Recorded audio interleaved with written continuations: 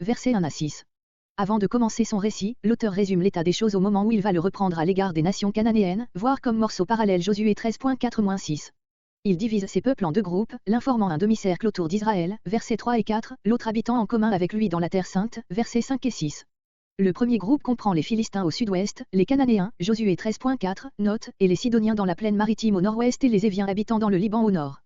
Les pays appartenant au peuple de ce premier groupe étaient bien destinés à être un jour la propriété d'Israël, mais nous avons déjà indiqué la circonstance qui probablement empêcha la conquête primitive de s'étendre jusqu'à eux, ce fut l'établissement d'une partie considérable du peuple, 2 tribus et demie, dans les contrées à l'est du Jourdain. Ainsi diminué, le peuple qui avait passé le Jourdain n'était plus assez nombreux pour occuper ces vastes territoires. Dieu aurait pu sans doute, par un acte de sa puissance, détruire ces nations environnantes. Mais en les laissant subsister, il avait un but que l'auteur indique dans les versets 1 et 2. Les nouvelles générations n'avaient pas pris part à la guerre de conquête, pour entretenir chez elles l'esprit militaire, si nécessaire à un peuple constamment exposé à des invasions, Dieu se servit de l'hostilité continuelle de ses peuples voisins, Israël dut, vis-à-vis d'eux, se tenir en état constant de défense. Quant au second groupe, il est composé de peuplades habitant en dedans des limites d'Israël. Le narrateur n'excuse point les Israélites de l'infidélité par laquelle ils les laissèrent subsister, il montre au contraire que ce fut de cette faute que découlèrent toutes leurs infidélités subséquentes. Verset 3. 5 princes des Philistins, les 5 rois des 5 villes formant la confédération des Philistins. Et tous les Cananéens, voir Josué 13.4, note. Sidoniens, sur la côte de Phénicie. Éviens, voir Genèse 10.17, note. Baal-Hermon ou Baal-Gad, au pied du Hermon, limite des conquêtes de Josué vers le nord, Josué 11.17. L'entrée de Hamath, beaucoup plus au nord, dans la grande vallée de la Sélésirie, voir Ésaïe 10.9, Nombre 34.8 et Josué 13.5, note. C'est jusque-là que devait primitivement s'étendre la conquête. Verset 4. La lutte que les Israélites devaient soutenir avec eux n'était pas une lutte matérielle seulement, mais aussi de nature morale et religieuse. Verset 5. Cananéens, dans les plaines de l'intérieur. Étiens, ceux d'Hébron ou de Bethel par exemple, Genèse 23.10, Juge 1.26, voire Genèse 10.15, note. Amoréens, dans les montagnes. Phérésiens, Genèse 13.7, note. Étiens, Genèse 10.17, note. Jébusiens, Genèse 10.16, note. Verset 7. Verset 3.7 à 16.31 L'histoire des juges. Cette partie, qui forme le corps du livre des juges, se divise en une série de morceaux, les uns plus courts, les autres plus longs, ces derniers commençant en général par la formule, et les fils d'Israël firent ce qui est mauvais aux yeux de l'Éternel. Versets 7 à 11 Othniel. Les Béols et les Achers, voir Juge 2.11-13, note. Verset 8. Vendi, Juge 2.14. Cush-Chanri Katayem. Le nom de Cush-Chan est dérivé de celui de Cush et désigne un représentant de ce peuple des Cuskites qui occupait l'immense contrée qui va des bords de l'océan Indien, à travers la vallée du Tigre et de l'Euphrate, jusqu'à l'Éthiopie en Afrique. La tribu dont Cush-Chan ici nommé était un chef, habitait au nord de la Mésopotamie et avait étendu ses conquêtes dans l'Asie occidentale, comme précédemment les 5 rois dont parle Genèse 14.1, plus tard, les Assyriens et les Babyloniens. Ri-Katayem. Ce nom, qui en hébreu signifie double méchanceté, était probablement une transformation hébraïque de l'un de ses titres. Roi de Mésopotamie, Genèse 24.10, note. Verset 9. Othniel, ma force est Dieu, le vaillant frère cadet de Caleb, qui avait épousé sa nièce Aksa à la suite de la prise d'Hébron, Josué 15.17, note, Juge 1.13. Nous n'avons aucun détail sur sa victoire qui par ses suites paraît avoir été décisive. Il jugea, délivra Israël de l'ennemi qui l'opprimait. Voir l'introduction. Verset 12. Verset 12 à 31 et eut des Sangar. L'Éternel fortifia Églon. Voulant punir son peuple, le Dieu d'Israël, qui d'après l'auteur est en même temps le maître des païens, donna à Églon la force nécessaire pour exécuter ce châtiment. Verset 13. L'oppression précédente venait du nord-est, celle-ci vient du sud-est, Moab, de l'est, Émon, et du sud, Amalekite. Moab n'était pas reconnaissant d'avoir été épargné par Israël, Deutéronome 2.9. La ville des palmiers, Jéricho. C'est peut-être alors que les Kéniens quittèrent cette contrée pour aller s'établir dans le désert de Jude, au sud, Juge 1.16. Jéricho n'avait pas été relevée comme ville forte avec murailles et portes, Josué 6.26, mais comme lieu d'habitation, elle put facilement être prise. Verset 14. Asservis. Ils furent épargnés, à la condition de payer un tribut annuel, verset 15.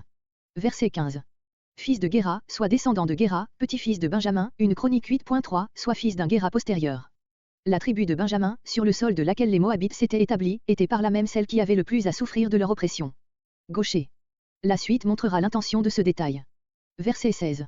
Sur sa hanche droite, contre l'usage ordinaire, de manière à pouvoir facilement la tirer de la main gauche. Verset 17. Très gras. Ce détail prépare ceux du verset 22. La scène se passa un peu à l'est de Jéricho, entre le Jourdain et Gigal qui était, à 8 km à l'ouest du fleuve. Églon n'était pas à Jéricho même. Verset 18. Achevé d'offrir le présent. C'était une longue cérémonie, car il s'agissait sans doute d'un tribut en nature, comme bestiaux et produits divers, Genèse 43.25, cela donnait lieu à une procession. Verset 19.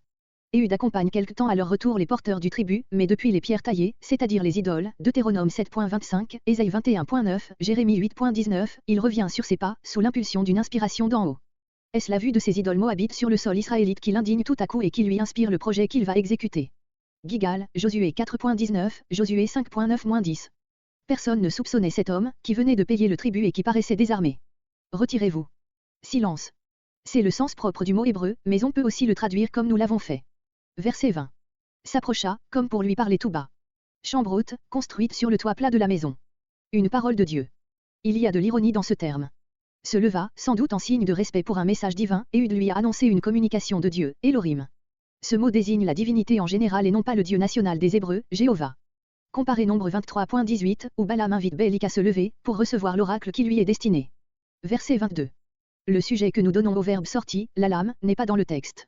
Il est peu probable que ce soit Éhud, puisqu'il est expressément nommé au commencement du verset suivant. Ce pourrait être Elglon, mais la suite ne s'expliquerait que difficilement. Par derrière. Le mot hébreu ne se retrouve nulle part.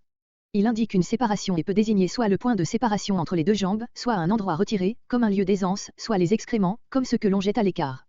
Le premier sens est admissible si la lame est sous-entendue comme sujet, mais la forme hébraïque, le et local, ne convient guère à ce sens.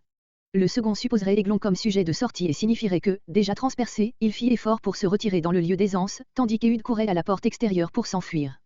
Dans le troisième sens, ce serait Éhud qui serait sujet du verbe, ce qui n'est point naturel au point de vue grammatical. Verset 23. Et Éhud sortit au portique. Le mot hébreu traduit par portique ne se présente également nulle part ailleurs.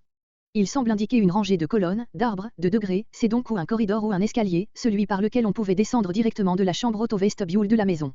Éhud s'éloigne par là au lieu de sortir par la porte par laquelle on entrait ordinairement et qui donnait sur la terrasse. Il ferma. Il faut sous-entendre ici les mots, et avant de sortir.